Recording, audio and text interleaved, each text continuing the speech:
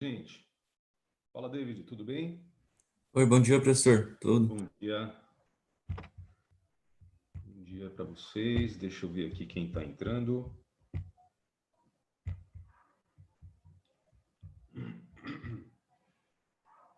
O David, fala uma coisa para mim. Nesse convite que eu fiz, o pessoal precisa pedir autorização ou não? Já vai entrando direto? Olha, eu entrei sem autorização, tipo, tanto que você não tava na sala. Tava eu e a Bia só, Então acho que vai direto, né? Desse jeito aqui.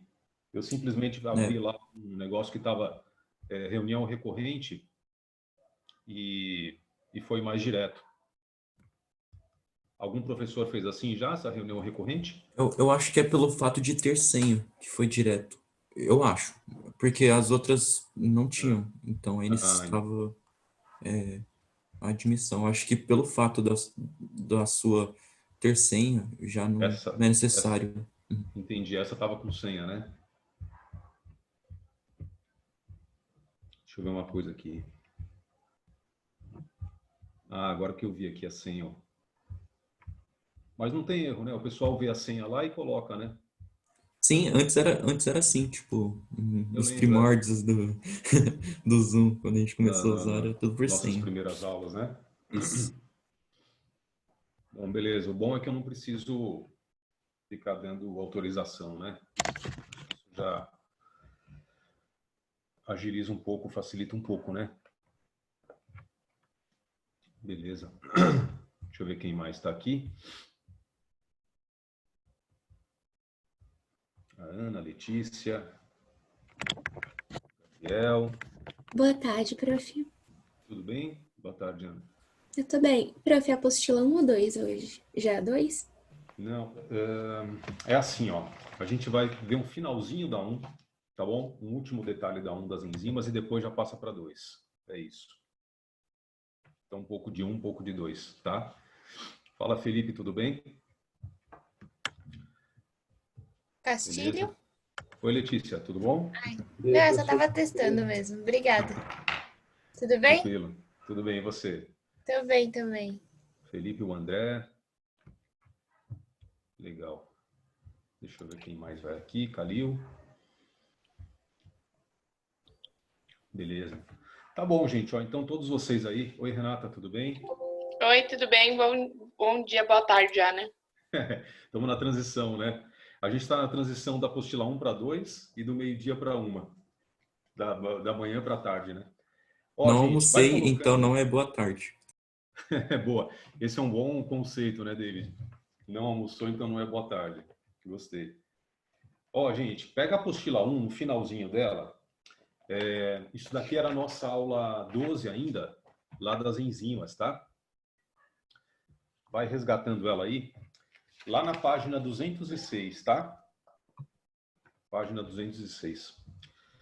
Deixa eu ver aqui uma coisa. Speaker. Ah, aqui embaixo. Deixa eu já colocar aqui no chat.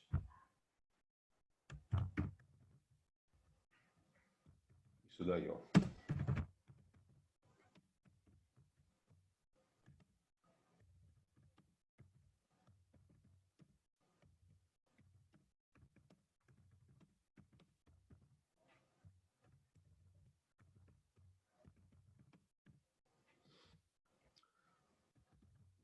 Página 206.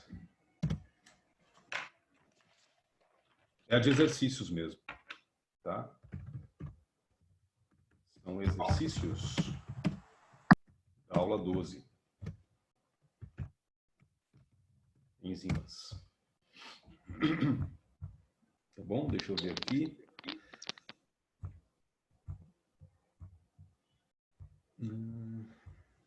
Beleza.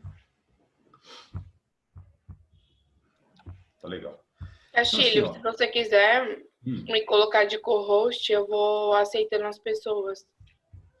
Então, Renata, eu acho que sim, mas será que eu preciso aceitar? Eu coloquei uma senha nesse convite aqui. Eu fiz o diferente sem querer.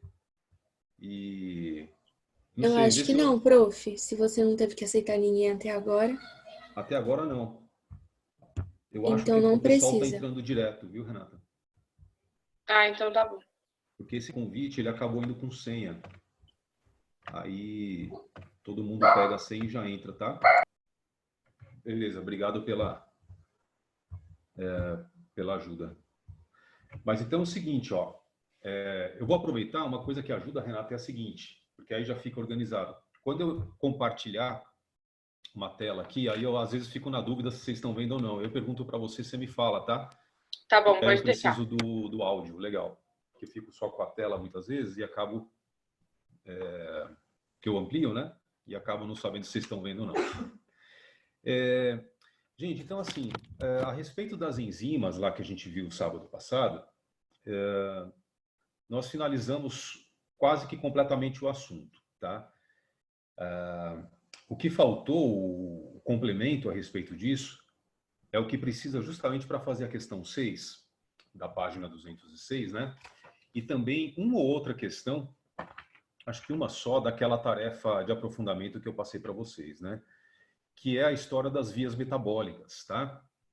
Então, o que é isso? A via metabólica é sempre um processo na célula que envolve produção de alguma substância, certo? Muitas vezes a gente acaba achando que uma substância, sei lá, vamos supor um hormônio, né? Ou até uma outra enzima qualquer das células, essas substâncias são feitas assim, de uma vez e pronto, né? Tipo uma síntese proteica, produz uma enzima, um hormônio e acabou. Mas, na verdade, não é assim. Parece como se fala? Uma linha de produção de uma fábrica, tá certo? Em geral, o que a gente, por exemplo, lembra como síntese proteica, né?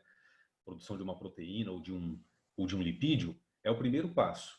Então, a substância é produzida e ela está ainda no estado bruto, certo? Ela ainda é quase que uma matéria-prima. Aí precisa ir acontecendo uma série de eventos, né, em cadeia. Então, é como se fossem fases de uma linha de produção para chegar no produto final acabado, certo? Vamos imaginar, então, por exemplo, a insulina. A insulina é um hormônio feito pelo pâncreas, né? A insulina é um hormônio proteico, tá? Na verdade, ela é um polipeptídeo, né? Porque ela não tem 80 aminoácidos, ela tem 74, mas é de natureza proteica. Então, é feita pelas células beta do pâncreas, né? Num processo desses, numa via metabólica. Agora, já que é uma proteína, ou pelo menos um polipeptídeo, a insulina, é lógico que o que primeiro tem que acontecer é a síntese proteica, né? Então, a substância em si, a molécula é produzida. Mas lembra que quando uma proteína é feita, ela tem a sua estrutura primária só, né? Ela tem a sequência de aminoácidos. Mas ela não é acabada ainda, ela não é ativa, nada disso, né? Então ela tem que ganhar estrutura secundária, terciária, né? E muitas vezes ainda precisa sofrer um processamento final que acontece no complexo de Golgi, né? A gente vai ver isso depois em detalhes mais para frente, na aula de citoplasma, mas o complexo de Golgi dá esse processamento final. E aí ele secreta para fora da célula e finalmente a substância está pronta mesmo, acabada, né?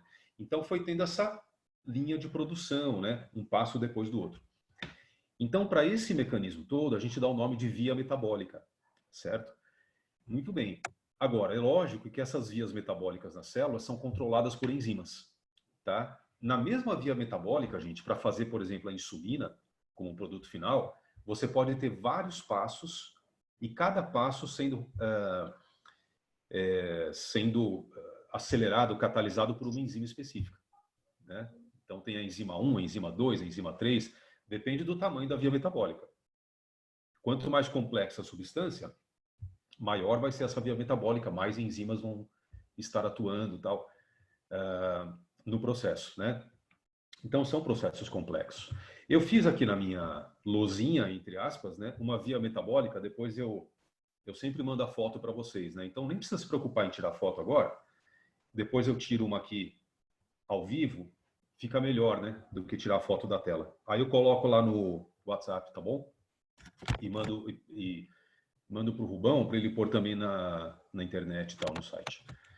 Mas eu fiz uma via metabólica aqui resumida, quer ver? Ó? Dá uma olhada nessa. Tá aqui, ó. Então vejam, gente. Esse produto final, né? Eu chamei aí, só para a gente ter uma ideia, de substância X, tá vendo? quer dizer, produto final X, né? Já que eu dei esse exemplo da insulina, vamos supor que seja a insulina, tá? Então esse já é o fim da história, mas olha o começo. Você tem uma substância precursora, né? O que poderia ser essa substância precursora? É tipo uma matéria-prima. Então poderiam ser os aminoácidos que fazem a proteína da insulina, certo? São as unidades formadoras e tal, né? Beleza, aí tem a enzima 1 que catalisa o primeiro processo, né? Que dá origem à substância A. Então vejam, ainda não é o produto final, não é insulina, né? Nada disso. De repente, essa substância A pode ser a proteína acabada, pode estar já com a estrutura terciária, tudo bem, mas ela não está ainda ativa, né? Ela precisa ter o processamento no complexo de Golgi e tal. Então aí vem a enzima 2. A enzima 2 que vai fazer o segundo processo, olha, que é transformar a substância A em produto final X. Aí sim a insulina, que já é secretada para o sangue e tal, tá? Que já é ativa, né? E assim por diante. Agora, uma coisa importante de você lembrar sempre nas vias metabólicas, gente, é que todos os passos têm que acontecer, todas as fases para chegar no produto final. Não dá para pular etapas, certo?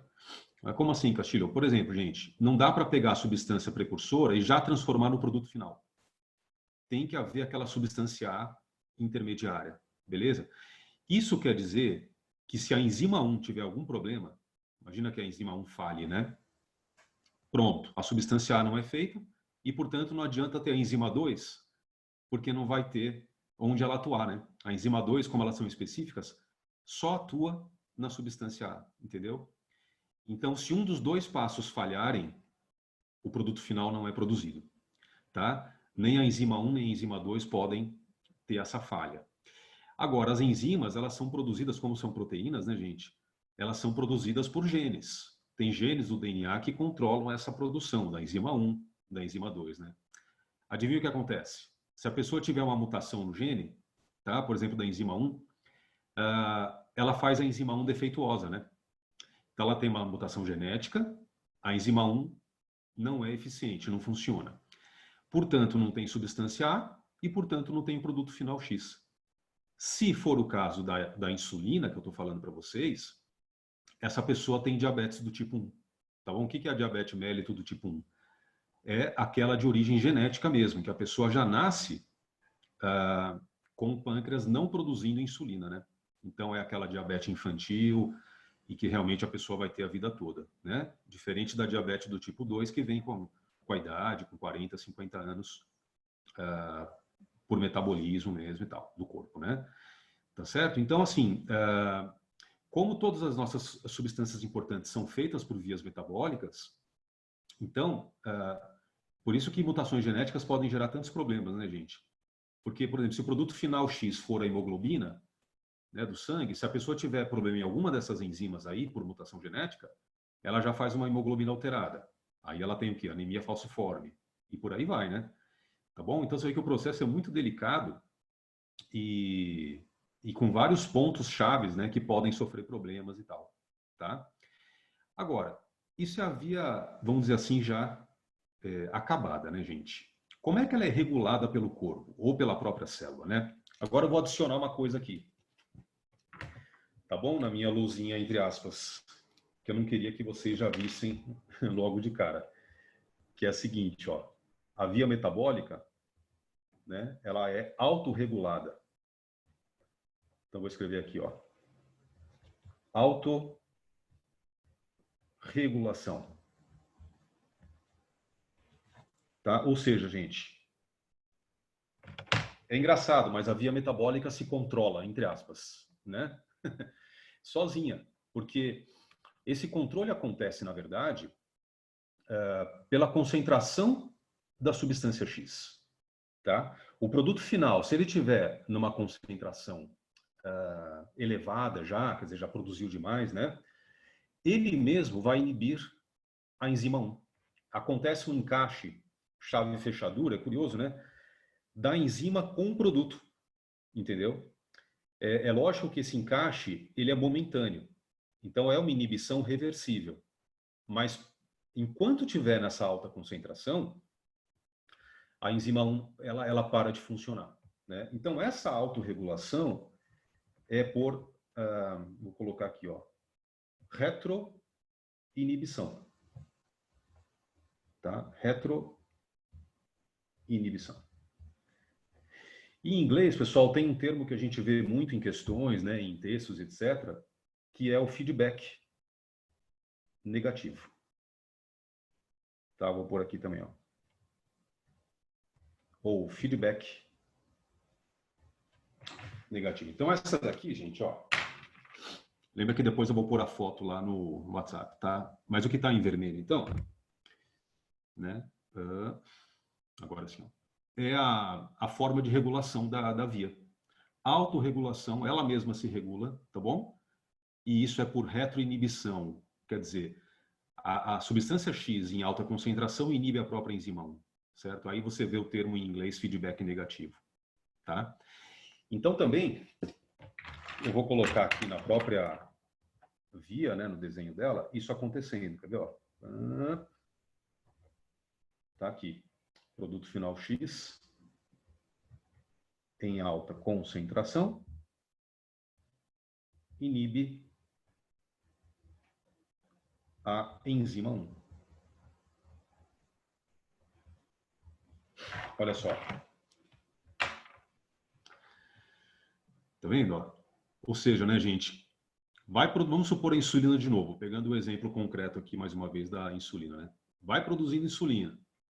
Chega uma hora que tem tanta já na célula que ela mesma se liga, né, a enzima 1, tá bom? Na verdade, a minha flecha ficou aqui, não ficou muito no lugar que eu queria, peraí. Agora sim. Ó, na verdade, a substância, então, X, né, ela vai se ligar à enzima 1, tá? E aí vai travar a enzima, nesse processo que eu falei para vocês, que é a inibição reversível, né? Então, enquanto tiver isso daí, gente, travando, a via metabólica para, entendeu? Agora, a substância final X, ela está sendo usada, né? Ela vai sendo secretada da célula, vai sendo realmente utilizada. E aí a concentração dela vai caindo, tá? Quando cai a concentração a um nível normal, a enzima 1 é liberada. E aí a via metabólica volta a funcionar e volta a produzir mais substância X, o produto final X, certo? Então é legal porque aí a concentração, né, do produto final nunca fica exagerada, nunca fica muito elevada, tá bom? E também não cai demais. Ela só cai até o nível normal e depois volta a fazer, certo? Isso a gente consegue visualizar num gráfico. Quer ver? Está aqui embaixo. Um gráfico muito simplesinho, né? Que mostra essa relação que eu te falei ao longo do tempo. Veja o que você percebe, gente. No eixo Y, você tem a concentração de X do produto final, tá bom? No eixo X é o eixo tempo, na verdade, né? Você tem a passagem do tempo, pode ser em segundos, pode ser em minutos, depende da célula e da substância. Esse tempo aí está sem unidade. E aí você tem um delta de concentração constante. Percebe lá o triangulinho que eu pus? Ó? Né? Quer dizer, quando tiver na mínima concentração ainda normal do produto final, ele vai sendo produzido pela via metabólica, no começo do gráfico, tá bom? No começo da curva. Aí a concentração vai subindo, subindo, subindo, até chegar no máximo. Nesse máximo aí que você está vendo, no valor máximo do Y, é quando vai travar a enzima 1. Aí inibiu, certo? Como para de fabricar mais produto final, então começa a cair, né? Cair porque ele vai sendo usado, lembra disso? Então desce, desce, desce, chega no mínimo de novo, libera a enzima 1, volta a produzir. Tá vendo? Então fica nesse delta, né? Com um mínimo constante e um máximo constante. Então, a conclusão que a gente chega, gente, das vias metabólicas, a conclusão está aqui embaixo, ó. Tá vendo? O que a gente percebe? Que a concentração do produto final X, ela tende a se manter constante nas vias metabólicas. Essa palavra tende é muito importante, porque senão, se a gente falar assim, o produto final X a concentração se mantém constante, dá a impressão que é sempre um valor exato, né? Faz sempre aquela quantidade exata e pronto. Mas não é assim, tá bom? É uma variação constante, essa que é a realidade, né? Então, a concentração do produto final tende a se manter constante. Tá legal? Isso é super importante você lembrar das vias metabólicas. Agora, na prática, isso é muito legal, né? Porque a gente pode pensar na atuação da insulina, por exemplo, no sangue, como ela é exatamente assim, certo? As células vão produzindo insulina do pâncreas, né, gente? Que horas ela vai ser liberada no sangue? Ela não fica sendo liberada constantemente, tá? É após uma refeição. Então, aí tem, lógico, que mensageiros químicos, né, que avisam isso tudo. Vamos supor, a pessoa tomou um café da manhã colonial, né? Com bolos e geleias, tá certo? Né? Pão de queijo, tudo tem direito. Sucos, já pensou? Croissants, sei lá o que mais. E aí ela, meia hora depois, ela está com um pico de glicose, né? Extremamente alto. O normal é 90 unidades por milímetro cúbico de sangue. E a pessoa passa a ter 120, 130, 140. Isso qualquer pessoa, viu? Não é só quem é diabético, não. Então a gente tem um pico glicêmico, né? Você sabe que dependendo da quantidade, a pessoa pode ter até dor de cabeça. Isso acontece muito, por exemplo, se a pessoa está há muito tempo sem comer, imagina que acordou, não tomou café da manhã, esperou ficar morrendo de fome, lá pelas 10 da manhã ela vai e come tudo isso, né? Então ela vai de uma situação de hipoglicemia, que era 80, 70 de glicose, para 120, 130. E aí pode dar dor de cabeça, enxaqueca até por isso, tá? Então, o que acontece? Depois que ela comeu e começa a ter esse pico glicêmico, aí o pâncreas vai lá e joga a insulina toda no sangue. Então ele já tinha armazenado, né? Aí tem o lançamento do hormônio, que começa a levar essas glicoses para dentro das células, né? Dos músculos, do cérebro, etc. Então começa a baixar a glicemia da pessoa. Em questão de meia hora, mais meia hora, né? Ela tem a glicemia normalizada, meia hora, 40 minutos, tá? A glicemia normalizada. Isso é uma pessoa que tem a glicemia normal, né? Agora, a gente até comentou, lembra naquela aula de carboidratos, que se for alguém que tem diabetes mellitus, aí ela eleva essa curva de glicose no sangue, né? A glicemia, e fica alta, permanece alta, não cai, né? Por duas, 3, 4, 5 horas. E é isso que vai causar o estrago no diabético. E aí vem problemas de circulação, vem problemas nos olhos, né? Nas retinas, problemas de pressão, nossa, um monte. Uma bola de neve, né?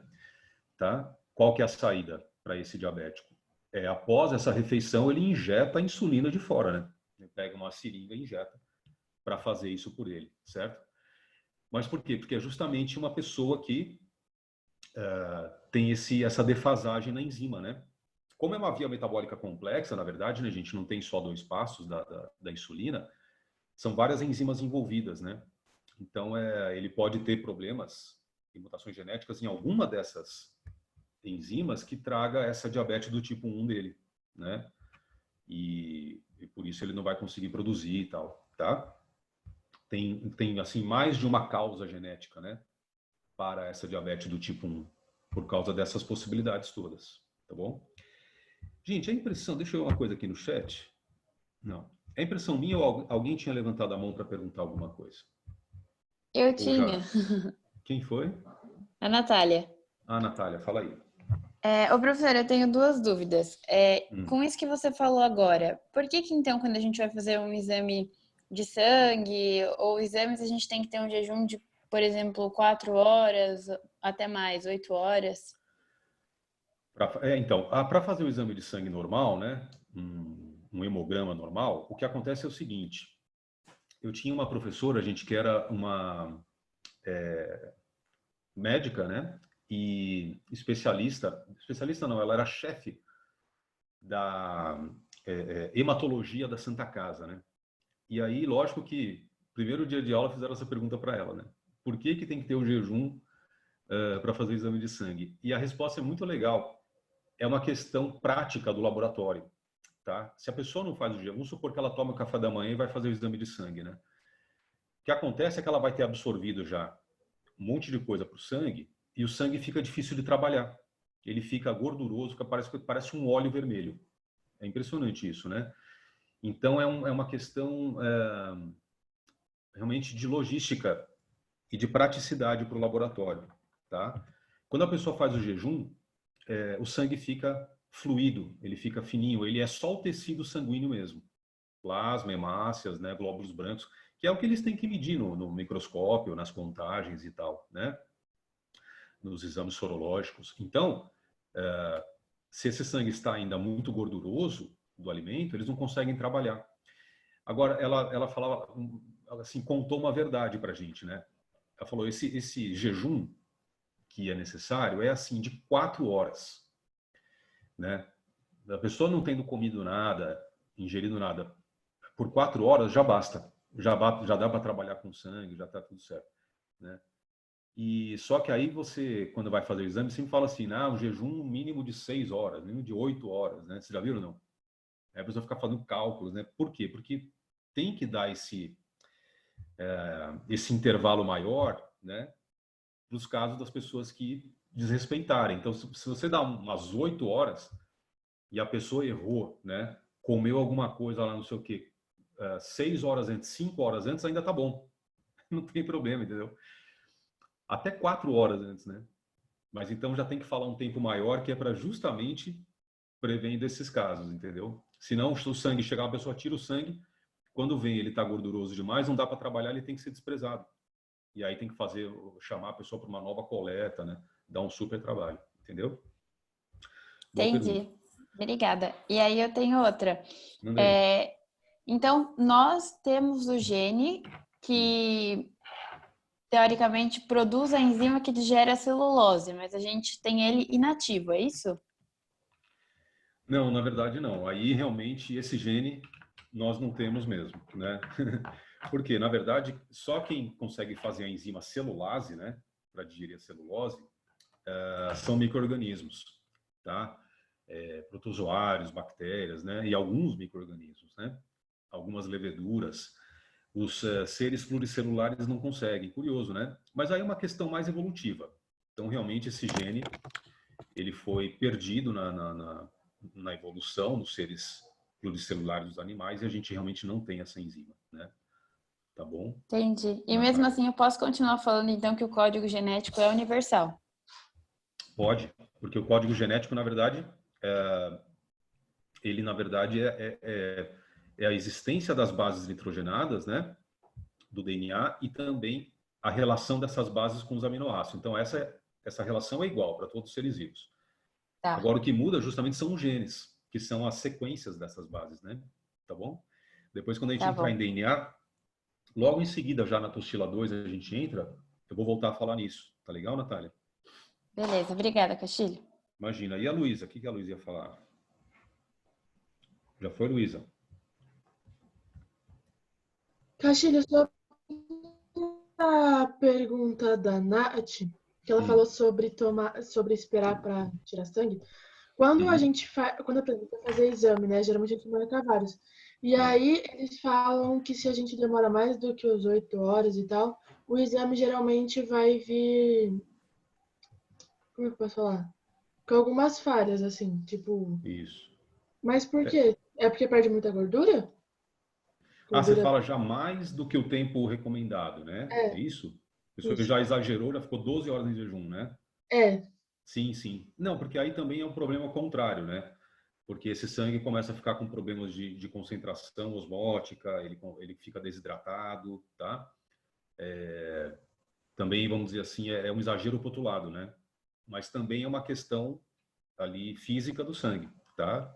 Também atrapalha a análise correta das células, né? Dos glóbulos e etc. Tá bom? Por isso. Beleza. Gente, então assim, ó, quer ver? Como é que é, Breno? Já fiquei 12 horas sem comer para fazer o exame de sangue. Deixa eu ver essa. E tive o quê? Que ir no laboratório de novo.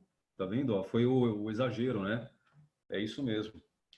Porque aí o sangue ele vai ficar ao contrário, com água de menos, né? Com a fluidez também ruim, tá certo? Ele fica, porque assim, ele tem proteínas constantes do seu interior, albumina, né? Que vão começar a dar uma densidade exagerada, mas não por excesso de gordura, e sim por falta de água e por excesso de concentração osmótica, tá? Que a gente chama de pressão coloide-osmótica, né? Tá? É isso aí, Renata.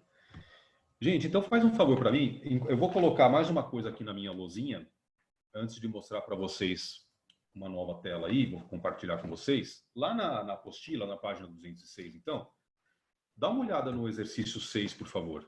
Tá? Exercício 6 da FUVEST. Eu queria que vocês lessem o enunciado.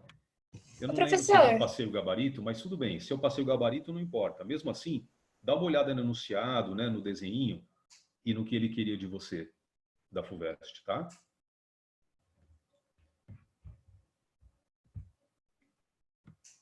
Dois minutinhos. Professor? Já tá. Oi, quem fala? É a Letícia. Oi, Letícia, pode falar. Talvez eu esteja um pouco perdida, mas o senhor já passou o gabarito dessas questões? Já. Ah, Acredito tá que bom. eu já passei, né, gente? Alguém pode confirmar? Tá, vou dar uma olhada no Eu posso te mandar, Lê. Eu tenho. por favor. Não, tem. Obrigada. Tá bom. Imagina.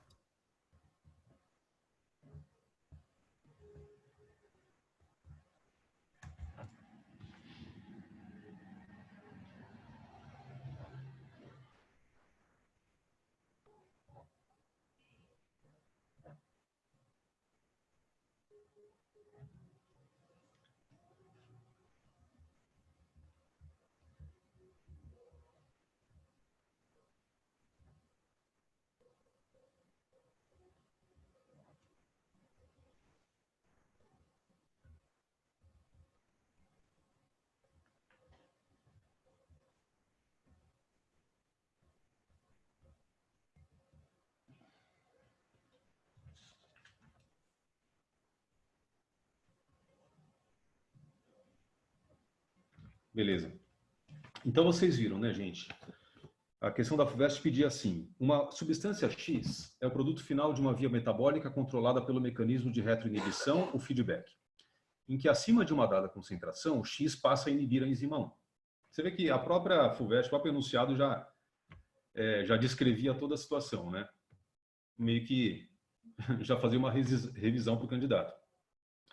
Aí vinha a viazinha, que tinha substrato, então substância precursora, depois substância A, substância B, ainda tinha mais um passo além da minha, né? E finalmente X. Tudo bem, portanto aqui tinha 3 enzimas, né, gente? Enzima 1, enzima 2, enzima 3, para chegar no produto final. E aí vinha uma pergunta da FUVEST que era puramente conceitual. Podemos afirmar que nessa via metabólica, e na realidade em qualquer via metabólica, né? Letra A, a quantidade disponível de X tende a se manter constante.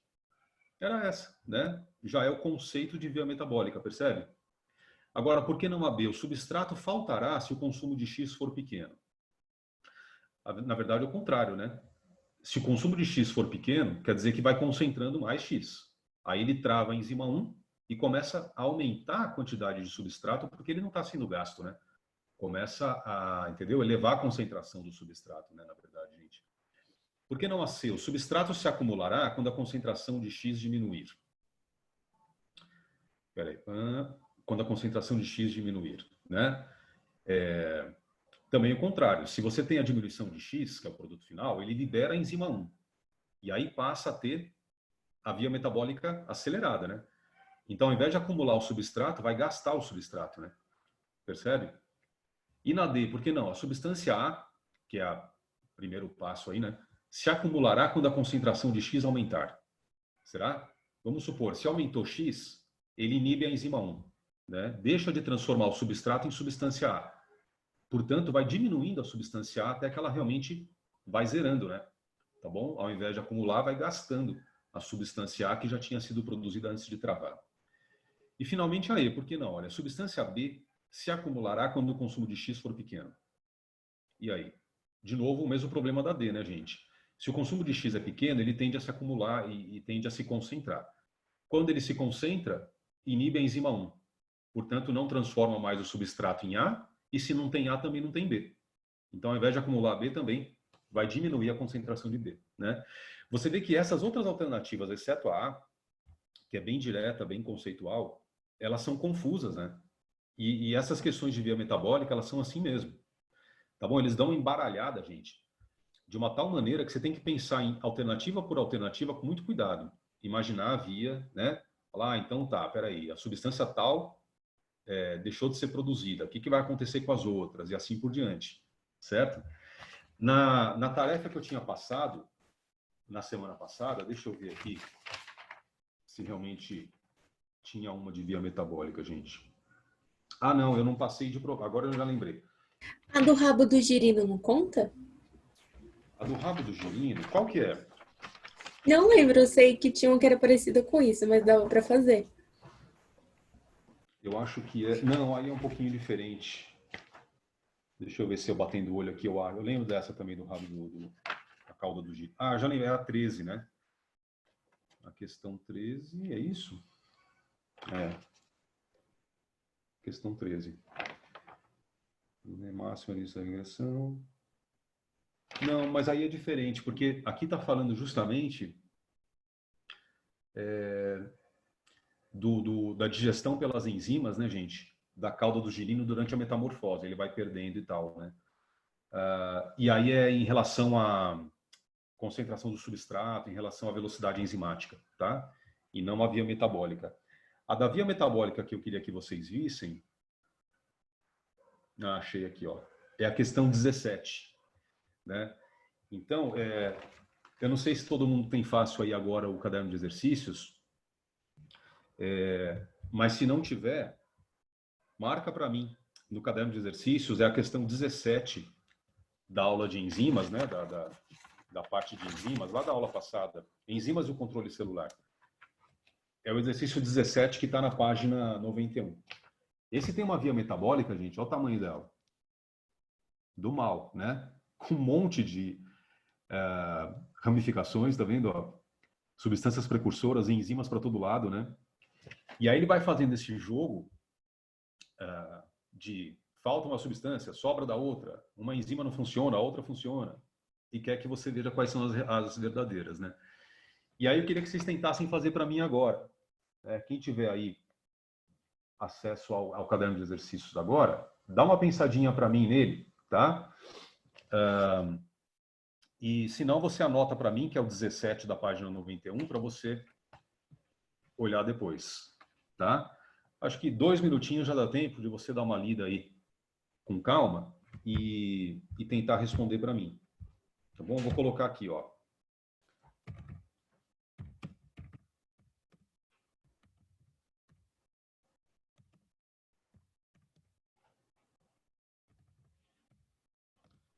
Exercício 17.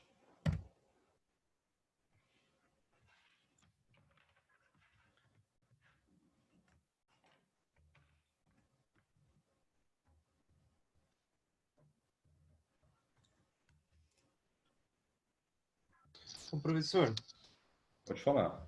você acha que, tipo, eu tô entrando naquele site que você recomendou no Planeta Bio e tô meio que fazendo meus resumos a partir desse site. Você acha que, tipo, é muito superficial, sabe? O que você acha? Não, ao contrário, viu? Quem está perguntando? É o Breno. Breno, o contrário. Aquele site, ele tem assim, ele fala pouco e poucas palavras e boas. Porque não tem textos muito grandes, né?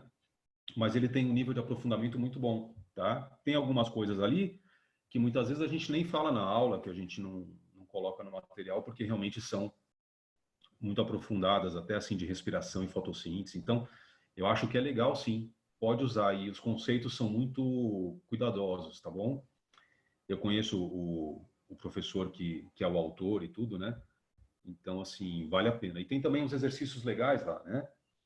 Eu acho que você pode usar, sim, à vontade, tá bom? Beleza, obrigado.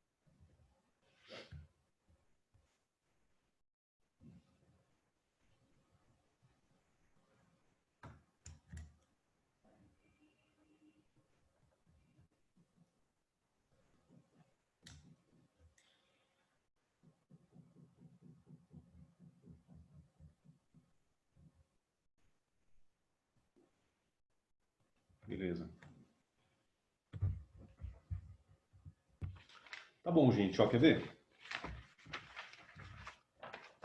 Quem estava tentando aí para mim, vai já finalizando, por favor. Enquanto isso, eu vou colocar aqui, peraí. Achei.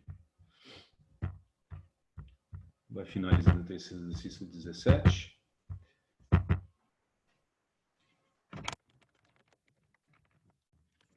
Acabando aqui a minha bateria.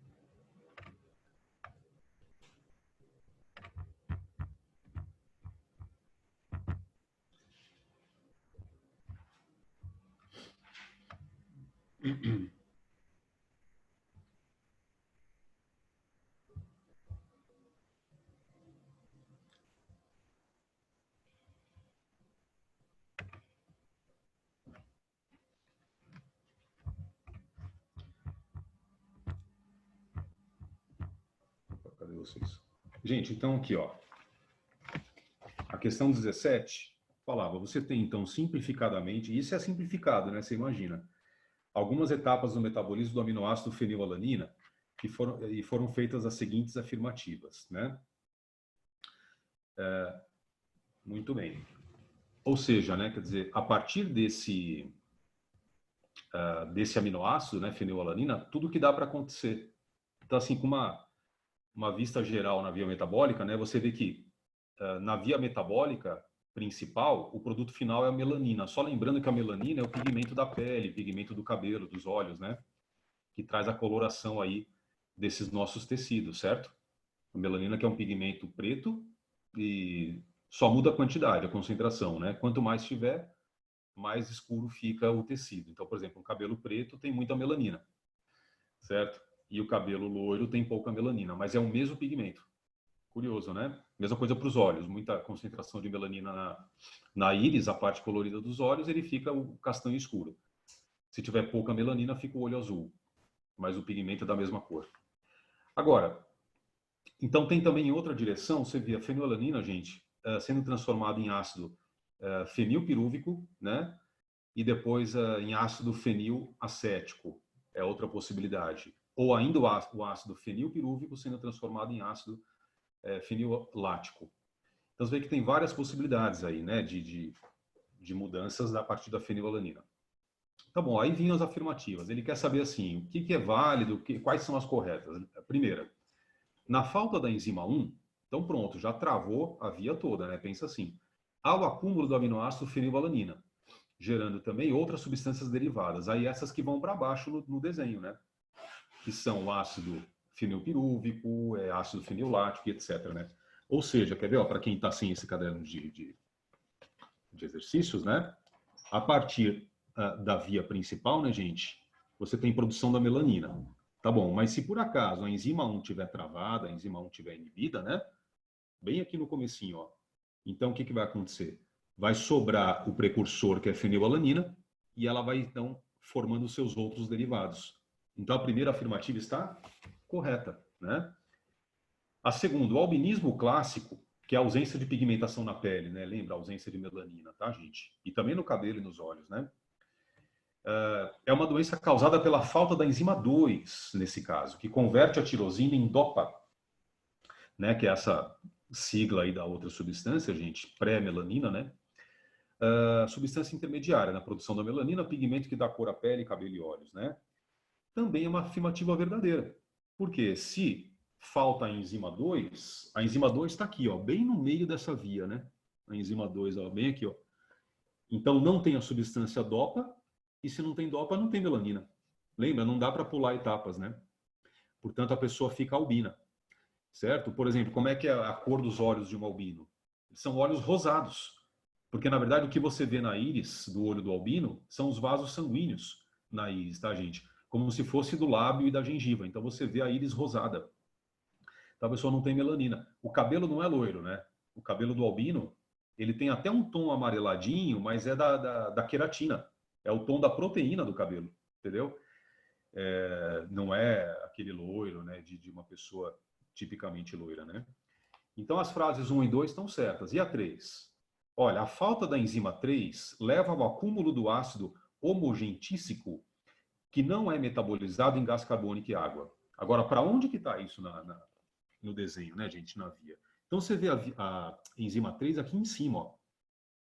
Tá vendo? Ela faz vamos dizer assim, uma via alternativa, que é quando chega na tirosina, transforma em ácido, esse que ele falou aí, homogentísico, tá vendo? Ó, esse aqui. E depois ele é convertido pela enzima 3 em CO2 e água. É para ser neutralizado mesmo, né? Para ser reduzido. Então, se faltar a enzima 3, a frase 3 fala, vai acumular o ácido homogentísico que não é metabolizado em CO2 e água. Sim, e aí a pessoa vai ter um problema metabólico sério por acúmulo desse ácido, tá? Então, a frase 3 também está correta. Você vê, né? Devagarinho, você vai analisando as frases e vendo a via metabólica. Mesmo que você nunca tivesse visto essa via metabólica, né? Não é para decorar, imagina. Não tem como, né? A gente tem que se apresentar a uma via de cara e trabalhar com ela. Você vai percebendo se as frases são possíveis, se elas são absurdas, né? Se elas estão corretas ou incorretas. Nesse caso, as 3 estavam corretas. Então, a resposta certa era a letra E, tá? Exercício 17, letra E, a correta, 1, 2 e 3. Beleza? Alguém pensou diferente aí? Alguém que estava fazendo também e tal, tinha chegado em outra? Achou que alguma pudesse estar incorreta? E aí, gente? Tranquilo, né? Tudo bem? Então tá bom. Sendo assim, agora, passando para a apostila 2, né? Você vê quanta coisa, hein, gente? Passando para a apostila 2. Espera só um momentinho que... Não sei o que aconteceu aqui, gente. O meu cabo do computador está fora da tomada. Estou vendo que a minha bateria está quase acabando. Eu pus o cabo e continua quase acabando.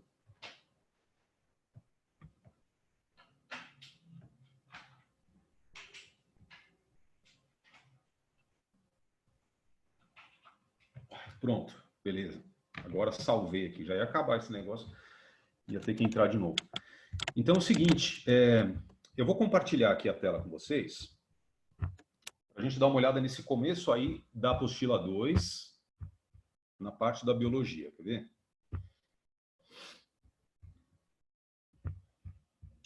Olha aqui a minha tela cheia de coisas.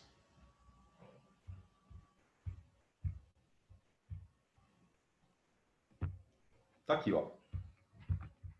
Tá? Esse nosso comecinho da apostila 2, gente, são as aulas 13 e 14, tá vendo?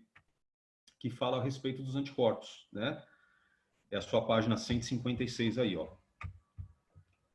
Beleza? E é legal porque esse assunto, ele continua dentro das proteínas, né? Ainda falando sobre isso, ainda pensando em proteínas, dentro dessa classe de substâncias orgânicas, mas agora tendo uma super relação com o momento atual de vida do planeta Terra, né?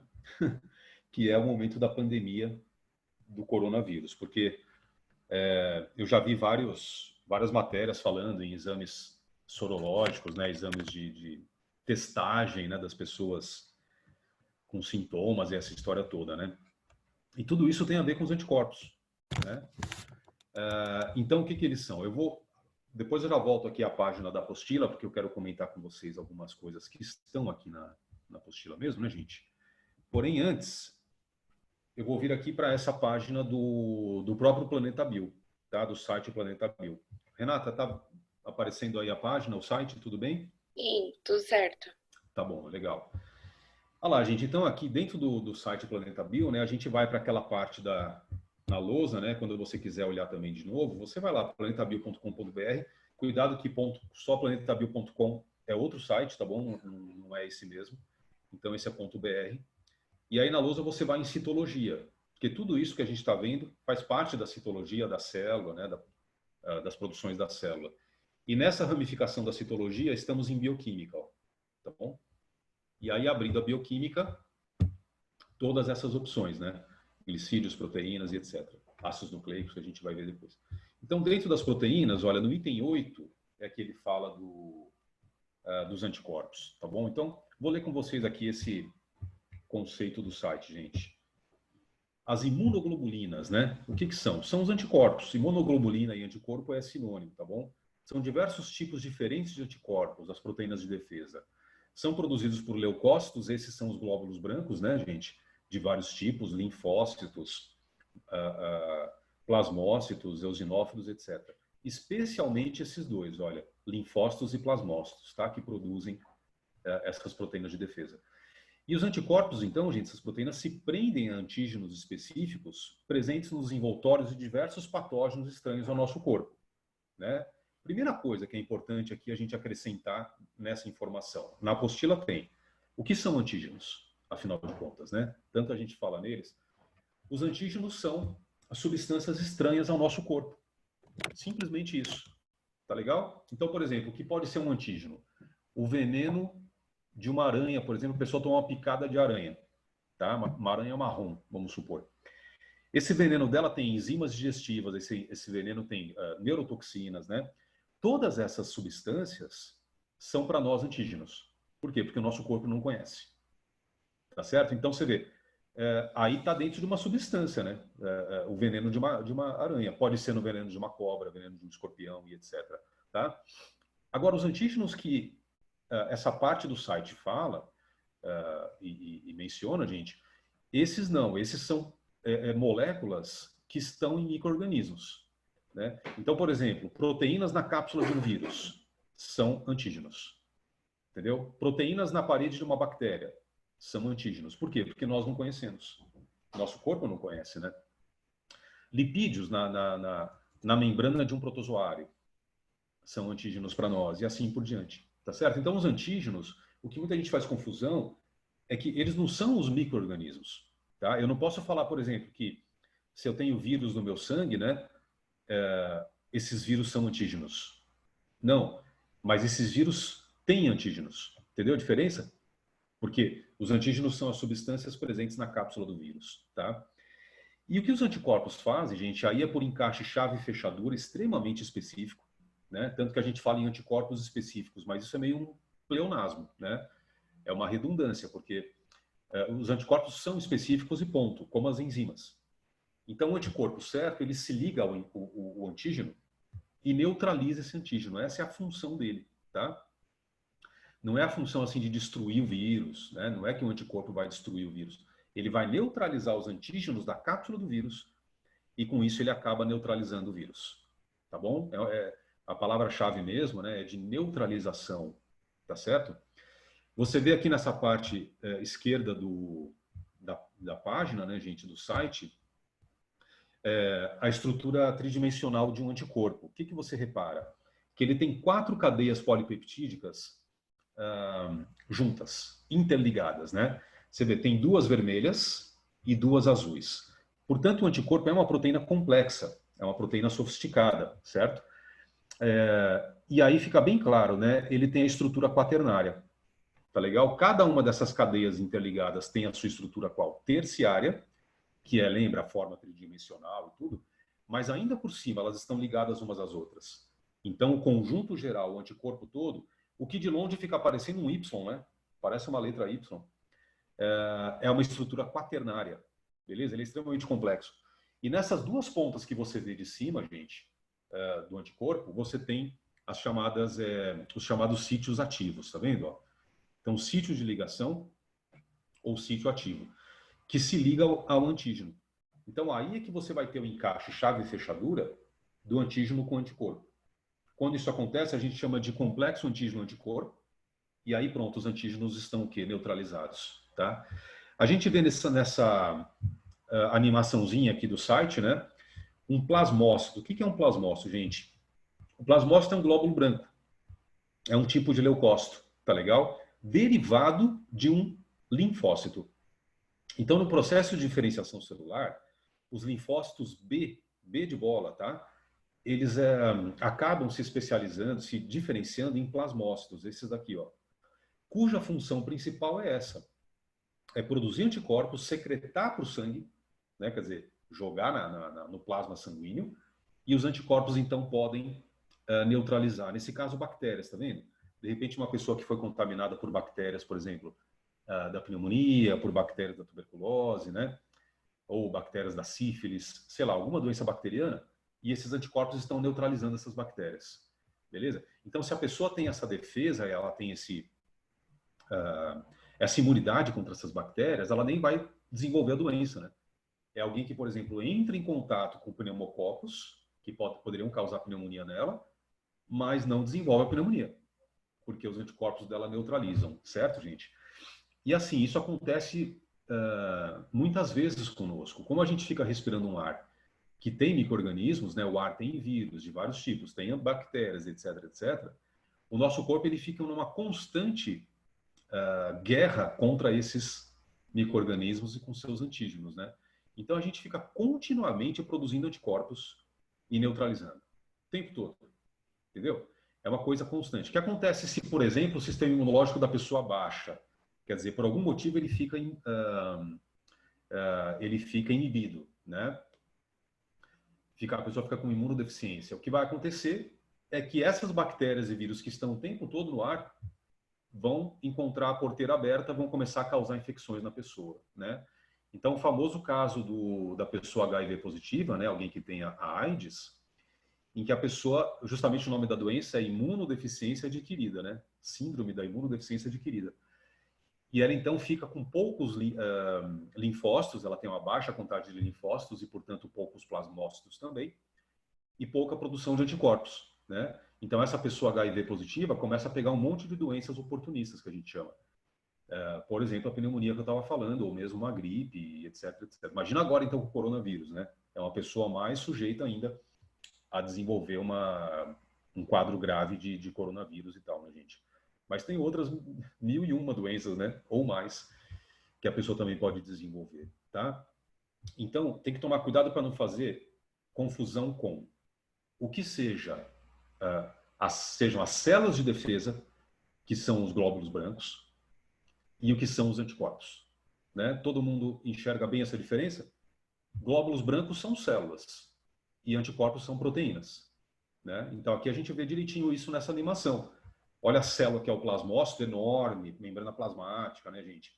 Um núcleo complexo lá dentro. E as proteínas são moléculas, né? Então, quem vai fazer essas moléculas é o próprio glóbulo branco, né? Ele é, entre aspas, a fábrica de anticorpos. Então, ele vai fazendo a síntese proteica, ó, e vai secretando para o sangue, tá? E aqui, ainda antes de eu abrir aqui para algumas perguntas já sobre essa parte, só um complemento, gente. O que acontece é o seguinte, a produção dos anticorpos, né?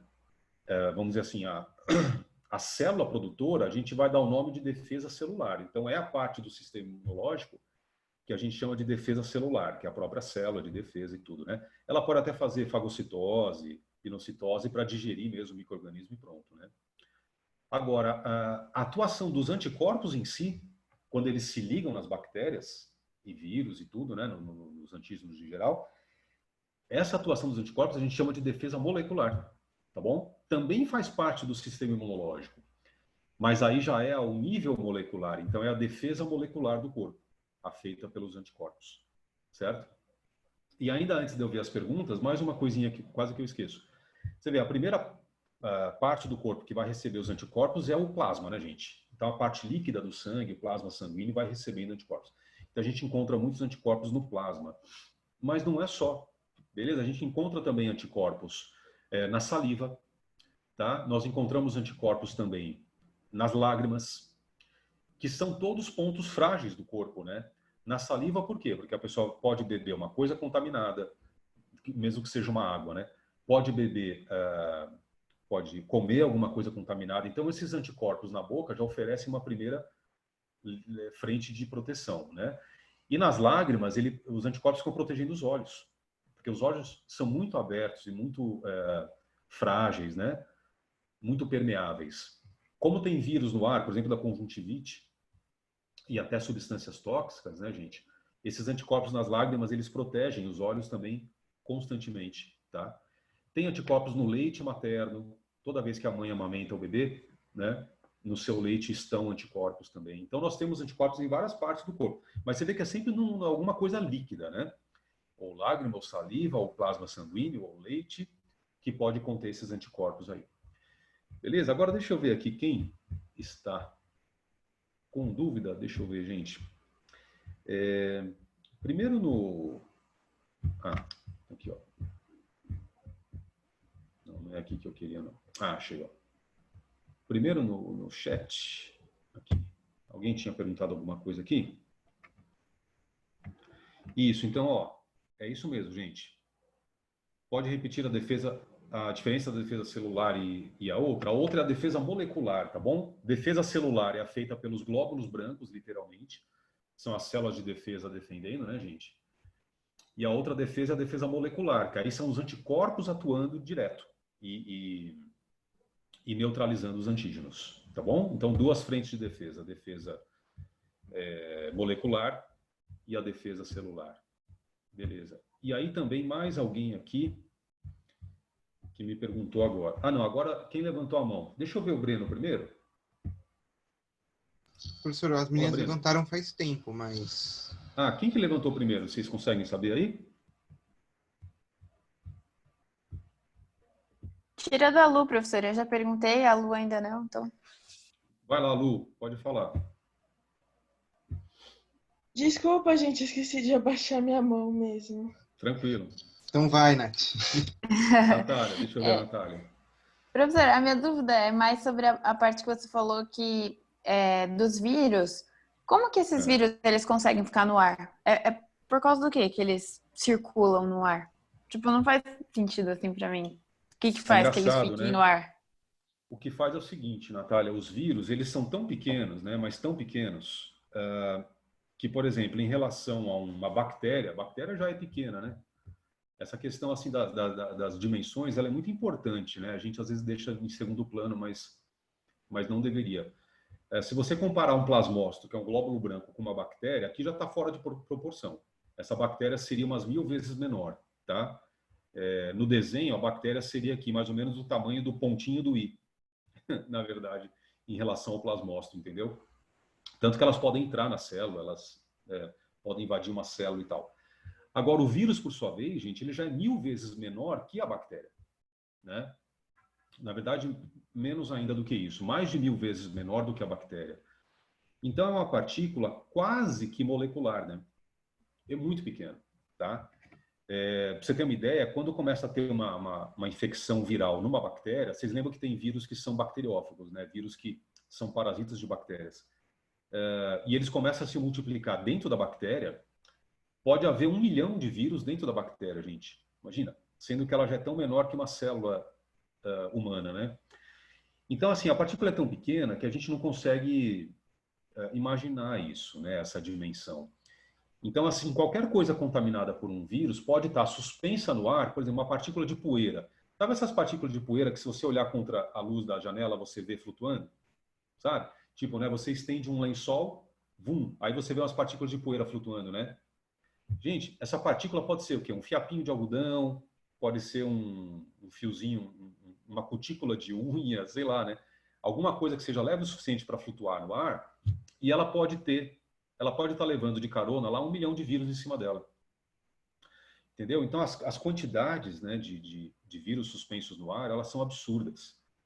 Não adianta nem a gente pensar. Quando a gente inala o ar, pronto, já foram para o meu pulmão. Vírus de resfriado, vírus de gripe, já é uma festa. E aí, eu só dependo dos meus leucócitos, dos meus glóbulos brancos, fazendo os anticorpos, para que eles fiquem constantemente neutralizando esses vírus, né? Mas, assim, é tão constante que a gente vai encontrar os anticorpos no sangue com esses vírus neutralizados o tempo todo, tá? O tempo todo. Agora, a gente vê como essa defesa é eficiente, né, gente, no nosso corpo. Porque se não fosse ela, a gente estava perdido.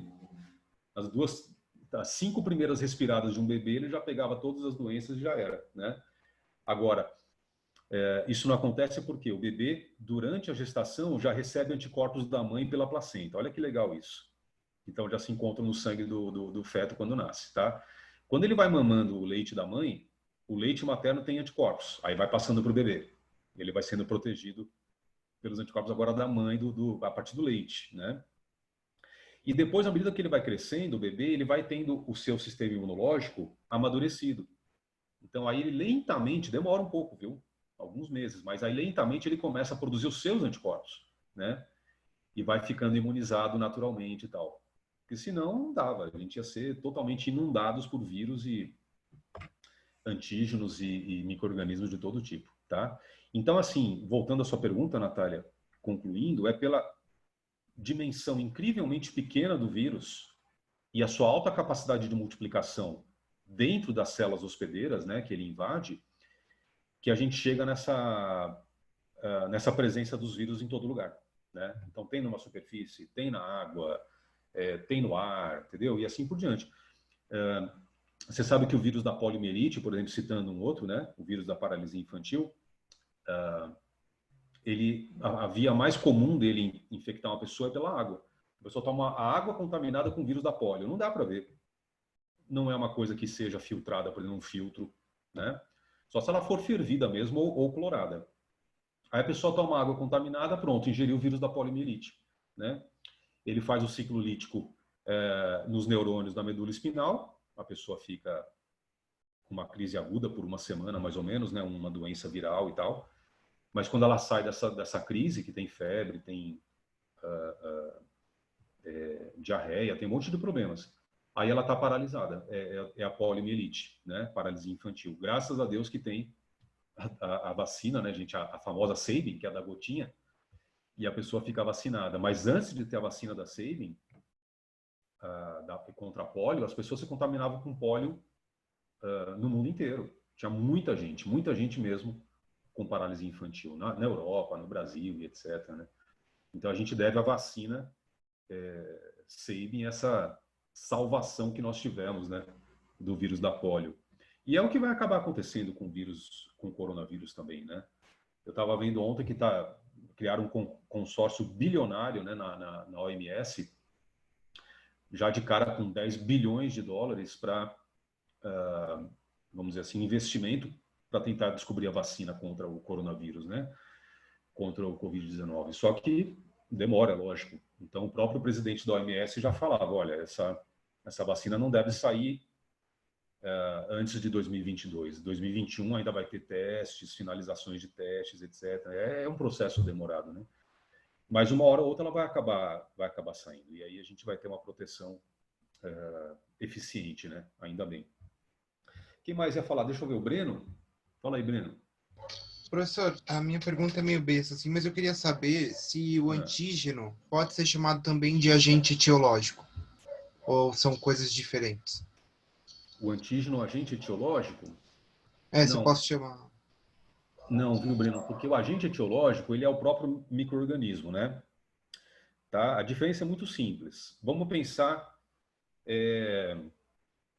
Vamos imaginar, por exemplo, uma doença como a amebíase, bem básica, né? Então, quem que é o agente etiológico? É a ameba. É a própria célula, né, do protozoário, é o micro-organismo. Beleza, agora essa ameba tem antígenos na sua membrana plasmática. Percebe a diferença? Né? Então, o agente etiológico é o ser vivo, é o parasita. E os antígenos estão na sua célula, estão no seu organismo. Tá bom, Breno? Beleza, professor, obrigado. Imagina. Tinha mais alguém, gente, que eu não vi aqui a mãozinha? Sou eu, professor. É o Johan? Isso. Você? Pode falar. Isso. A minha dúvida é em questão à neutralização, não entendi muito bem. Neutraliza o que, por exemplo, no caso das bactérias? Boa pergunta. É assim, ó, porque, na verdade, esses micro-organismos todos, né? Imagina a bactéria. Ele tem todo um metabolismo próprio, né? A célula dela tem que fazer transporte ativo, tem que fazer síntese proteica e assim por diante, né? E isso que a gente chama de antígenos, na verdade, são moléculas do próprio micro-organismo, né? São, por exemplo, proteínas da parede da bactéria, mas essas proteínas são importantes para ela, né? Elas têm a sua função ali, vamos supor que seja de transporte da membrana, tá? de substâncias. Então, o que a gente chama de antígenos, na verdade, são moléculas importantes para o micro-organismo. Quando os anticorpos neutralizam esses antígenos, travam essas moléculas, né, eles, na verdade, meio que inutilizam essas moléculas. E aí aquele micro-organismo fica, pelo menos, no mínimo, paralisado, né? Isso se ele não acabar morrendo depois, ele acaba, pelo menos, paralisado, sem a capacidade, por exemplo, de infectar células, sem a capacidade de se multiplicar, entendeu? Se reproduzir. Então, aí a gente junta tudo isso nessa palavra, né? Neutralização. Então, os anticorpos neutralizam os antígenos e, consequentemente, neutralizam os próprios micro-organismos, né? Os próprios parasitas. Entendeu, Johan? Tá bom, obrigado, professor. Beleza. Tinha mais alguém, gente, aqui com a mão levantada? Não. Acho que, por enquanto, foram todas, né?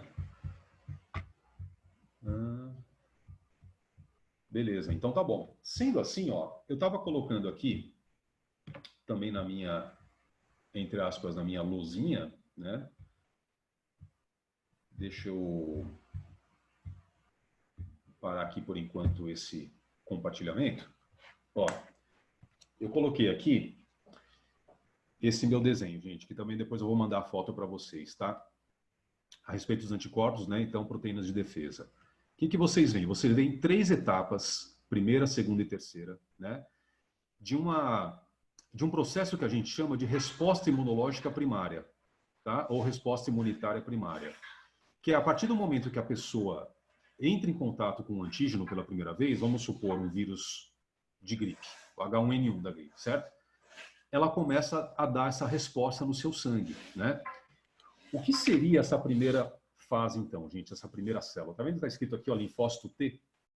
Esse é um tipo de glóbulo branco que nós temos, né? Linfócito T. E o apelido dele é linfócito T killer. Não, perdão, linfócito T helper. O que é o helper do inglês? Auxiliador, né? Esse linfócito, ele tem a função de reconhecer o micro-organismo, tá? Na verdade, reconhecer o antígeno. Muito mais molecular do que isso, né? Ele faz isso por encaixe, chave e fechadura de substâncias na membrana plasmática dele, tá? Então, reconhece, gente, o antígeno como sendo estranho ao corpo, né? Então, justamente reconhece como sendo um antígeno, entendeu? Então, vou colocar aqui, essa é a função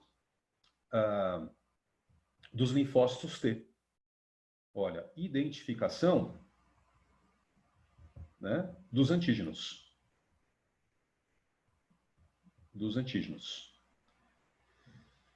Muitas vezes o que acaba acontecendo também, gente, é que tem algumas células de defesa nossa, chamadas células dendríticas, que são glóbulos brancos mais complexos, como os mastócitos, eosinófilos e macrófagos, que emitem pseudópodes, tá?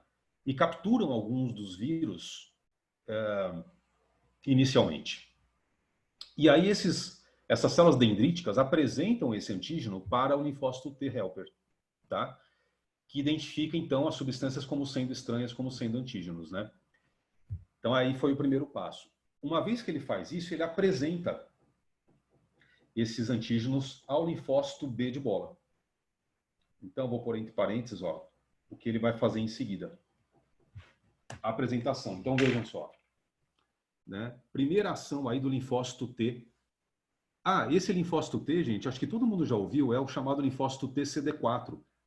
Vocês já ouviram falar no linfócito TCD4? O que é o linfócito TCD4? É o atacado pelo HIV, tá bom? O vírus da AIDS. Ele, quando invade, ele invade esse linfócito aqui, ó, né? Inutiliza esse linfócito e aí já danifica a primeira frente de defesa do sistema imunológico, que é essa identificação inicial do antígeno, tá? Por isso que a pessoa vai ficando com o sistema imunológico debilitado, né? Ela fica imunodeprimida com a AIDS, né? Entendeu? Agora, se ele estiver normal, então ele identifica o antígeno e olha aqui entre parênteses, realiza a apresentação do antígeno. Você fala, Castilho, para quem? Para o linfócito B de bola. Esse aqui, gente. Então, esse que está no centro do meu desenho, né? Esse que está bem no meio do meu desenho aqui, ó. Tá aqui. Né? Ele é o mais importante da resposta imunológica primária. Castilho, por quê? Porque é ele que literalmente, gente, vai produzir os anticorpos, tá? o linfócito B de bola. Ele começa então com... Primeiro ele foi apresentado ao antígeno, né? Então, o antígeno, vamos dizer assim, agora ele conhece a forma tridimensional desse antígeno, vamos supor que seja uma proteína do vírus, tá? Ativa um gene específico no DNA dele, começa a haver uma síntese proteica desses anticorpos específicos. Então, primeiro tem que haver, a gente vai depois lembrar mais para frente isso, né? Mas primeiro tem que acontecer a transcrição, que é a fabricação de um RNA mensageiro e tal, vai para o ribossomo, e no ribossomo, que está bem aqui no meio, ó, acontece a tradução. Castilho, o que é tradução? Síntese proteica, produção da proteína. Mas nesse caso, as proteínas são anticorpos, olha. Tá vendo as formas deles aqui, gente? Parecem Y, né? Ó. Então vai fazendo os anticorpos, mas específicos contra esse antígeno. Olha ele aqui, ó. Contra essas proteínas do vírus. Tá bom? Então os anticorpos finalmente são secretados para fora da célula, eles caem no plasma sanguíneo e pronto. Agora eles começam a fazer o quê? Aqui embaixo, ó. A neutralizar os antígenos que estão presentes nas cápsulas dos vírus, dos capsídeos. Tá vendo, ó? Então você tem anticorpo mais antígeno, olha só. O maisinho aqui, ó. Então isso aqui é que eu vou chamar de complexo antígeno-anticorpo. Lembra, gente, que vai ter um encaixe chave-fechadura aqui para isso acontecer. Beleza? Aí os vírus vão sendo neutralizados. Tá? Então, por exemplo, se a pessoa se contaminou com H1N1, supõe alguém que não tem vacina, né? E pega a gripe, então ela começa a ficar o quê? Depois tem um estado latente do vírus, demora uns 5, 7 dias, né? Mas aí quando ela começa a ter os sintomas, ela vai ficar com febre, ela vai ficar de cama, ela vai ficar doente pra caramba, né? Mas ela está produzindo os anticorpos. Demora, entendeu? O problema é esse. Essa resposta imunológica primária, ela demora 48, 72 horas, né? Uns 3 dias para chegar nessa fase aqui, ó. Mas quando chega, os anticorpos começam a neutralizar os vírus, tá? Aí lentamente a pessoa vai tendo uma reação, né? Uma diminuição do quadro sintomático dela. Tá legal? E aí vai mais 3, 4 dias para acabar a doença. Então, por exemplo, a gente fala só do coronavírus, né? Mas a gripe A, que é a do H1N1, realmente se a pessoa estiver bem de saúde, ela vai ficar 7 dias de cama, com 40 graus de febre. É uma gripe extremamente agressiva também, né, gente? Mas aí ela começa, então, a se recuperar. E a terceira fase que eu coloquei aqui, ó, nessa terceira, gente, esse terceiro tipo de linfócito, que é o linfócito T também, mas não é o mesmo que esse. Esse terceiro é o linfócito T-killer. O que é killer em inglês? Matador, não é? Deixa eu pôr aqui entre parênteses. É um apelido, lógico, né? Aqui, ó. Mas é porque ele faz isso. Esse terceiro linfócito é o linfócito T-killer, tá bom? Porque, gente, ele pega os vírus que estão neutralizados pelos anticorpos e realmente digere. Aí ele faz a destruição dos vírus. Tá? Então ele vai englobar esses vírus, né? Para o seu interior, para o seu citoplasma, tá bom? Mas os vírus têm que estar neutralizados pelos anticorpos, senão ele não faz isso. Então vou mostrar aqui nesse desenho, ó. Os vírus paralisados pelos anticorpos, né? Antes que você pergunte. E aí, pronto, destruição literalmente do vírus. Aqui, ó. Tá bom, gente? Então o linfócito T-killer, ele vai englobando os vírus, mas lembra que ele é milhões de vezes maior, né? Então cabem aqui dentro dele milhões de vírus que vão sendo digeridos e destruídos. Mas você está vendo que no vírus, ó, nos antígenos você tem os anticorpos ligados, então esses vírus estão o quê? Neutralizados. E aí sim o linfócito T-killer consegue destruir, tá? Não são todos que vão ser englobados pelos linfócitos T-killer. Tem vírus que vão ficar neutralizados no sangue pronto, tá? Eles não são capazes de destruir todos. E mesmo quando a pessoa tiver sarado, falar, passou a gripe, ufa, né? Pronto, agora ela está perfeita. Ela vai continuar tendo esses vírus neutralizados no sangue para o resto da vida, tá? Nunca mais ela fica sem, gente. Agora, é lógico que, como ela já fez os anticorpos, né? Esses vírus agora estão neutralizados. Então, ela não vai ter mais o quadro da doença. Entendeu? Mas ela não vai ficar mais livre dos vírus. É curioso isso. Então, assim, todas as doenças que você teve na sua vida, vamos supor que você teve um resfriado, vamos supor que você teve uma cachumba, vamos supor que você teve catapora, gripe. Você traz esses vírus no seu sangue até hoje, você vai levar eles com vocês para o resto da vida. Mas esses vírus ficam neutralizados pelos anticorpos. Você entendeu? Então a gente vai criando meio que entre aspas, uma biblioteca viral no nosso sangue, né? E os vírus todos comportadinhos, mantidos sob controle pelos nossos anticorpos. Olha que loucura, gente, tá? Agora, você imagina o que acontece quando uma pessoa, então, se contamina com HIV e desenvolve a AIDS, pessoal, e o sistema imunológico dela vai decaindo, né? Esses vírus todos que ela traz no sangue, dominados e controlados, eles começam a sair de controle, entendeu? Então, por exemplo, a pessoa tinha tido catapora quando criança, mas agora, depois que ela tem o HIV, ela está com AIDS, ela pega a catapora de novo, dos próprios vírus dela, entendeu? E assim vai, né? Então, esse é o grande problema dessa doença aí, da AIDS. A pessoa vai pegando doenças à torta e à direito, ou de fora ou de dentro, né? E vai se debilitando cada vez mais por causa disso, né? Lógico que tem remédios que controlam a quantidade de vírus, ainda bem, né?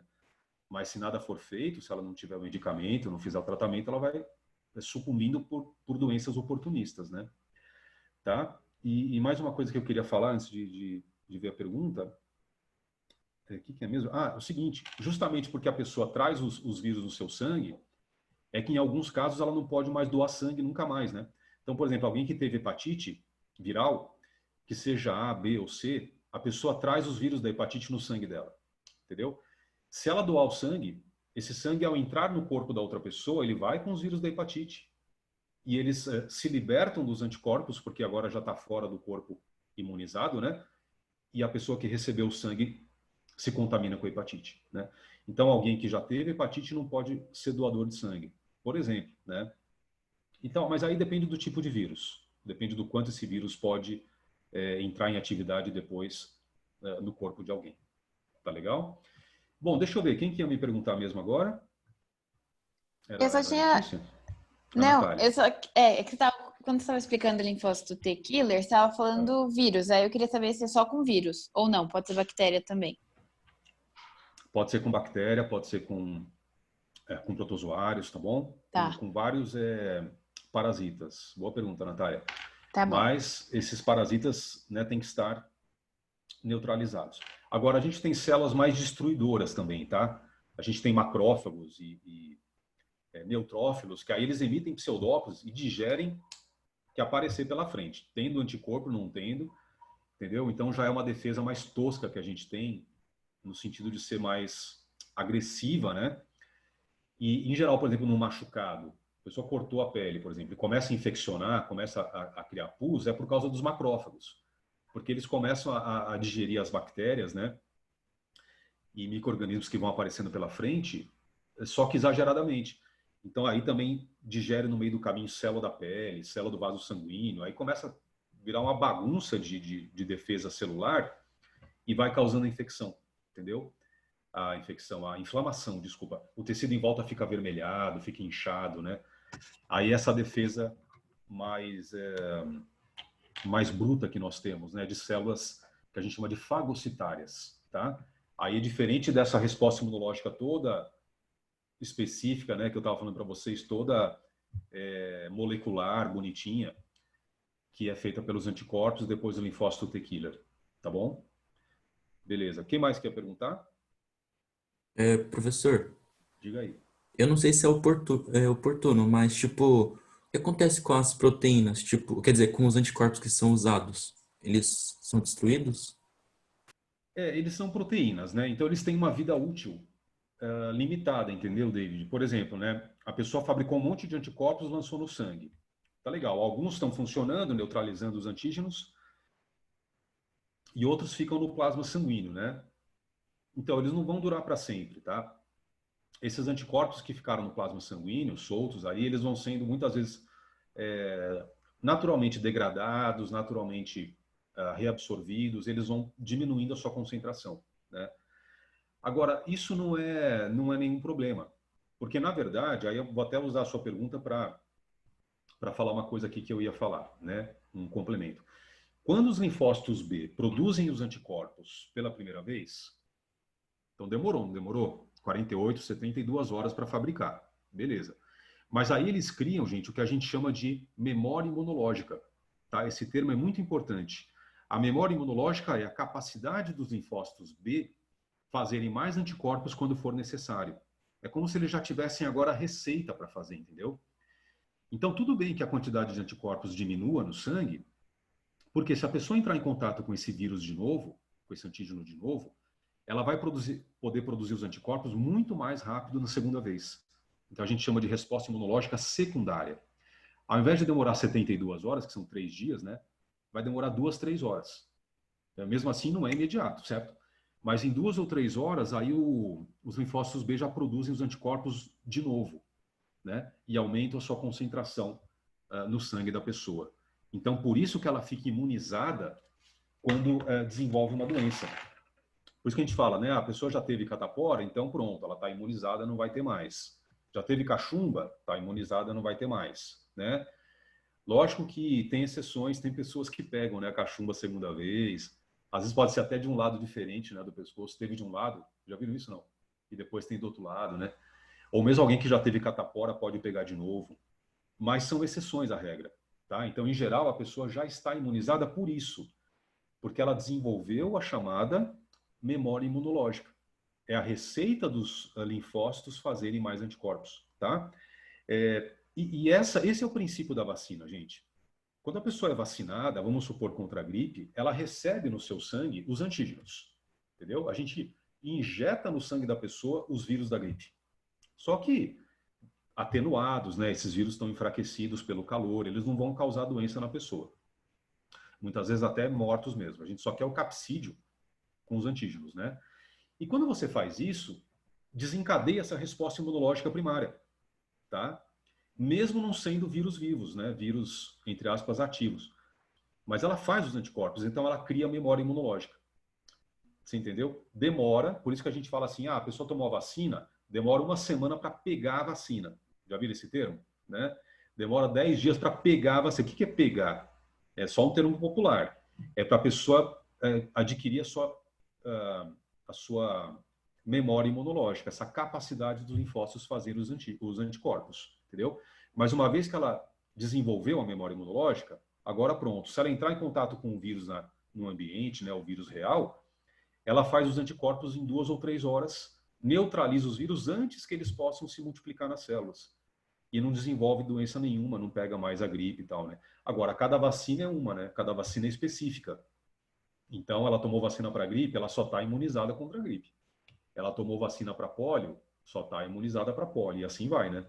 Então, a gente vai criando um banco no nosso sangue de memórias imunológicas, tá bom? Com o tempo, né? E é isso agora que o mundo inteiro quer, uma vacina contra o coronavírus, em que a pessoa possa injetar no próprio sangue o coronavírus, só que atenuado, né, morto, e aí ela possa criar a memória imunológica dela contra esse vírus. É isso que todo mundo quer. E falando assim parece fácil, né? Fala, caramba, então por que não criaram ainda? Pega um pouco do coronavírus, né? Passa no calor e injeta nas pessoas. Porque, infelizmente, não é tão simples assim. Cada vacina tem todo um metabolismo, um mecanismo próprio, tá, gente? Tem vacina que é com vírus vivo, tem vacinas que são com vírus mortos, outras com vírus quebrado, só o capsídeo. Cada vírus e cada parasita, mesmo bactérias, né? Eles têm uma particularidade, entendeu? Então, às vezes funciona, às vezes não funciona. O que demora tanto é para os médicos e cientistas, e mesmo biólogos, né, chegarem na receita daquela vacina. Como será que tem que ser para o coronavírus? Será que é melhor injetar ele vivo e só atenuado pelo calor? Ah, não, mas aí desenvolve a doença. Não dá, então volta tudo atrás. Será que é melhor matar o vírus de vez e quebrar e injetar? Vamos tentar, mas aí não adianta nada porque o corpo não faz a resposta imunológica. Volta tudo atrás. Cada uma dessas frentes de pesquisa demoram meses. Meses, porque você tem que fazer os testes em muitos milhares de cobaias e tal, né? Então é uma pesquisa lenta, até chegar numa vacina que seja suficientemente eficaz para você poder imunizar a população. E curioso, elas nunca são 100% eficazes, tá? As vacinas, elas têm, assim, 60%, 70%, 90% de eficácia. Mas não é certeza absoluta. A pessoa toma uma vacina para gripe, ainda assim ela pode pegar a gripe. Né? A vacina da gripe ela tem uma eficácia de 70% em média. Então ainda tem 30% de chance da pessoa ser contaminada. Mas agora, é muito melhor ter 70% do que nada, né? Entendeu? Então, você vê que é uma coisa muito complexa o desenvolvimento de uma vacina, né? Diga, Renata, você ia perguntar alguma coisa? Então, aqui tem duas perguntas no chat, prof. Aí eu vou ler para você. Ah, pode ler, por favor. A Sara perguntou aí no caso da reativação do vírus, porque no ano passado o irmão dela reativou o da catapora, e Uhum. só que tipo, foi totalmente diferente sintomas. E sem motivo aparente, ela falou. Nossa, teve até outro nome. Será que não foi aquela herpes zoster? Tem uma doença que ela evolui a partir do vírus da catapora e a gente passa a chamar de herpes zoster, né? Pode ser, não sei. Foi isso Mas o mesmo. fato né? Mas o fato é, o vírus ele pode sofrer uma mutação mesmo no nosso corpo e aí ele fica com os antígenos diferentes. Então aqueles anticorpos que nós tínhamos contra aquele vírus, tipo da catapora, não servem mais. Por quê? O encaixe chave-fechadura não acontece mais, entendeu? E aí a pessoa passa a ser contaminada, né, gente, pelo vírus novamente. É quando ela tem uma nova infecção, né, uma recaída daquela doença, entendeu? E assim por diante, tá? O Thomas perguntou, os linfócitos T helper e killer são linfócitos diferentes ou só recebem nomes diferentes? Boa pergunta. São diferentes, tá? Eles são da mesma classe de linfócitos, né? Linfócitos T. Muito bem. Mas eles têm proteínas de membrana diferentes, né? Então, enquanto o T helper só identifica e apresenta, o T killer ele tem a propriedade de realmente englobar o vírus neutralizado e destruir por digestão, né? Então, eles são acabam sendo células diferentes mesmo, só que da mesma classe de linfócitos, tá bom? Prof, essa mutação que você falou tem a ver com a dificuldade de fazer uma vacina para o coronavírus? Não sei ainda te dizer, viu, Renata? Por exemplo, essa taxa de mutações virais é uma dificuldade no vírus da gripe, né? O vírus da gripe é um vírus muito mutagênico. Então, a gente sabe que ano a ano você tem vírus de gripe diferentes, levemente diferentes. Então, os laboratórios, né, e indústrias farmacêuticas têm que criar uma vacina nova todo ano para a gripe. Por isso que as pessoas têm que tomar a vacina todo ano, né? Já vamos supor, do tétano, vacina contra o tétano, não, porque a bactéria é mais estável, sofre menos mutações, então a pessoa toma uma vacina antitetânica, fica 10 anos para ter que tomar outra, né? E a vacina da polio, por exemplo, fica vitalícia. Tomou na infância lá os anos que são necessários, novas doses, né? E a pessoa fica imunizada contra o vírus da polio pro resto da vida. Então depende da taxa mutagênica do vírus, tá bom? O coronavírus eu não tenho certeza, né? Mas ele aparenta ser um vírus que tem uma alta taxa mutagênica. Então, mas aí a dificuldade é essa: cria a vacina e depois a pessoa tem que tomar novas versões da vacina, ou de ano em ano, ou de 2 em 2 anos, não sei, né? Tá? Cada um é de um jeito. Vamos ver o que vai acontecer, né? Mas sim, a taxa mutagênica influencia na periodicidade da vacina, tá bom? Beleza. Fala, David. Professor, desculpe, por algum motivo minha internet caiu. Tudo bem. Então, eu não sei se é oportuno, mas eu ia perguntar, tipo, se os anticorpos utilizados, eles são reaproveitados assim como as enzimas ou elas são totalmente destruídas após o uso? Não, eles não são destruídos, não. Eles podem ser reaproveitados, viu, David? Mas assim como as enzimas, né, eles têm um desgaste natural físico. A própria molécula, você viu que ela é complexa, né? 4 partes ali, sítio ativo nas pontas. Então a própria molécula pode começar a se desmontar depois de um tempo, né? Perde um aminoácido aqui, perde uma cadeia polipeptídica e aí já era, entendeu? Então eles são degradados naturalmente com o tempo, tá? Mas é o que eu te falei, não tem problema se a pessoa já tem imunidade e a memória imunológica, né? Depois, quando precisar, ela faz mais, ela fabrica mais. Tudo bem?